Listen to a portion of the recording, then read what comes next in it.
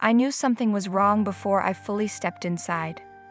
The door opened with the same soft click it always did, the familiar scent of lemon cleaner still hanging in the air, but my body froze, instinct screaming before my mind caught up. The chairs. 2 wooden chairs from my bedroom stood in the living room, pulled close to the coffee table like silent witnesses. I always kept them tucked beneath my vanity. Always, I hadn't moved them. I hadn't asked anyone to. My pulse thudded in my ears. I dropped my bag slowly, scanning the room. The couch cushions were indented. On the kitchen counter sat an open food container, half empty, sauce drying along the rim. A plate rested in the sink, unwashed. Someone had eaten here. Not a break-in, not a stranger. Someone who felt entitled. My phone vibrated. Mom. Brought you dinner, you need real meals, not takeout. My fingers went numb. I called her immediately. Oh, you're home already? George's voice was light, pleased, like this was a surprise party I should be grateful for. You were in my apartment, I said. A pause, then cheerfully, of course, I had the key. You ate here, I continued. You moved my furniture. Well, the chairs looked better out there. The bedroom felt crowded. My throat tightened. Mom, you didn't ask. She laughed, actually laughed. Ophelia, I'm your mother. I don't need permission to check on you. Checking on me doesn't include rearranging my home. I brought food, she said, wounded now. You're working too hard, I worry. I gave you the key for emergencies. And this is an emergency, she replied softly. You not taking care of yourself. I pressed my palm to the counter, fighting the sting behind my eyes. This was supposed to be my first real home, my space, my rules. Instead, I felt 12 years old again, explaining myself, apologizing for boundaries I hadn't even finished building. Next time, I said carefully, you need to call first. She sighed, already done with the conversation. Don't be so sensitive. You'll understand when you're a mother. The line went dead. I stood alone in my apartment, staring at the chairs, realizing with a sinking heart that this wasn't a mistake. You okay? If love walks in without knocking, what will it take before it locks the door behind you? I came home from my 2-day business trip craving quiet, nothing more than a shower and sleep. The bathroom light flicked on and my heart dropped. A bottle stood on the shelf, tall and dark, smelling sharply of mint and cedar.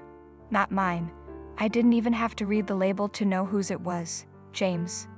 My brother's shampoo sat in my shower like a confession left behind on purpose. I stepped back, pulse racing, and that's when I saw it. His dirty t-shirt slung carelessly over my bedroom chair. Socks on the bathroom floor. Used. Worn. Real. Someone had slept here. Without me. I called my mother. Oh good, you're back, Georgia said, warm and casual. Did you see James's things? My knees went weak. You let him stay here. You were away, she replied. What was he supposed to do? Drive all night? You didn't ask me. A sigh, impatient now. Ophelia, don't start, he's family. That doesn't make this okay. He slept on the bed, used the shower and left early, she said briskly. You weren't even home. Those words hit harder than the rest. You weren't even home. As if absence erased ownership. I drove straight to my parents' house, anger trembling through my hands. The kitchen smelled like familiarity, coffee, toast, comfort, and I hated that it made my eyes sting. I need my key back, I said. My father looked up slowly. My mother didn't. You're exaggerating, she replied. Family doesn't need permission. This is my home, I said, voice cracking. Not a guest room. James shrugged from the doorway. I didn't think it was a big deal. I laughed. One sharp, broken sound. That's the problem, none of you did. I left shaking, knowing something awful and irreversible had begun. Because once someone crosses your boundary and feels justified, if they felt entitled once, what would stop them the next time? Changing the locks felt like an act of courage. The locksmith's drill whined, metal shavings fell to the floor, and with every turn of the screw I told myself this was it. A line drawn. A door closed. That night I slept deeply for the first time in weeks. 2 weeks of peace followed. Then I came home early. My bag slid from my shoulder and hit the floor. My mother was sitting on my couch, legs crossed, tea steaming on the table like she belonged there. How did you get in? My voice barely worked. Georgia smiled and held up a key. I spoke to your landlord. Such a nice man. I told him you'd been unwell. The room tilted. You lied.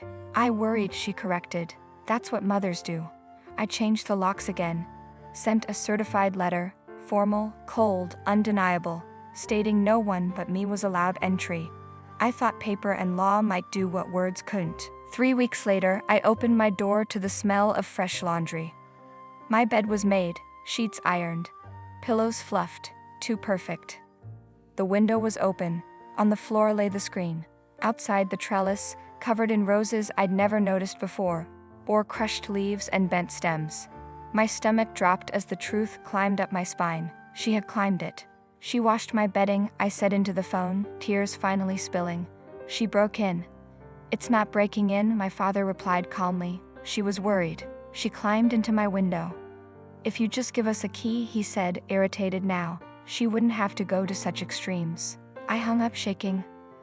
I sat on my freshly made bed and understood something terrifyingly clear. Locks were invitations.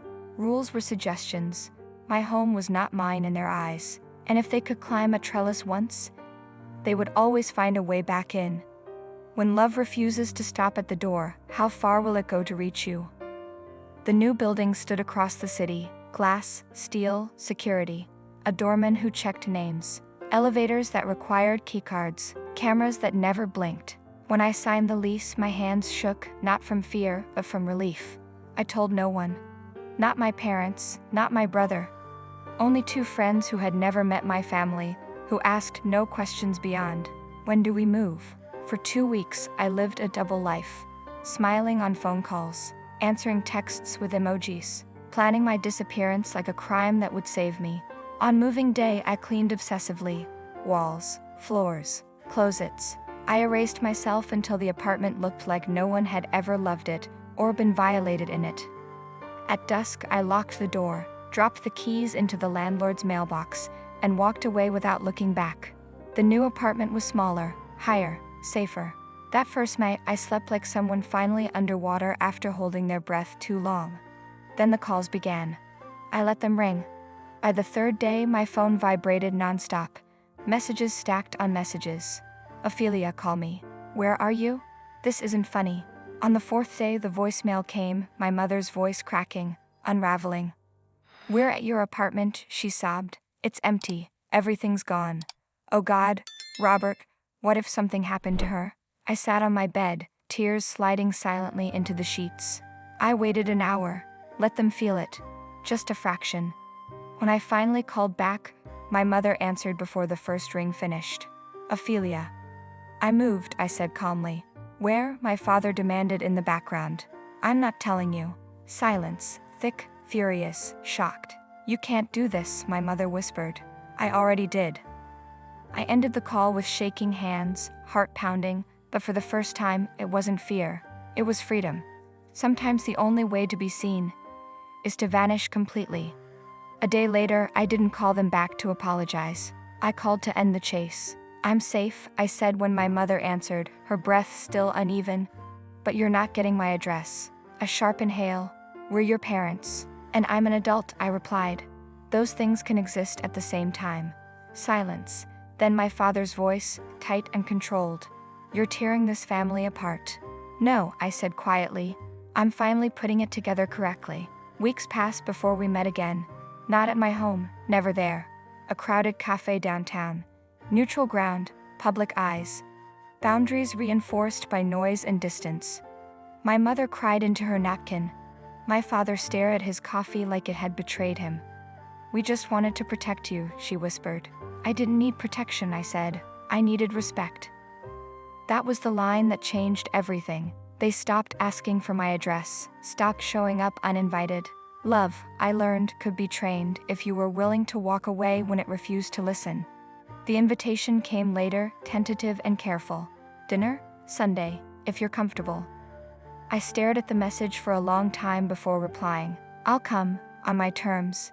It isn't forgiveness. Not yet. But it's peace, earned, defended, and finally mine. Sometimes love doesn't mean holding on tighter. It means learning how to let go without losing yourself. Friends, what do you think of this story? Write your opinion in the comments. Would you like more stories? Don't forget to subscribe and hit the bell button so you don't miss any videos. See you tomorrow.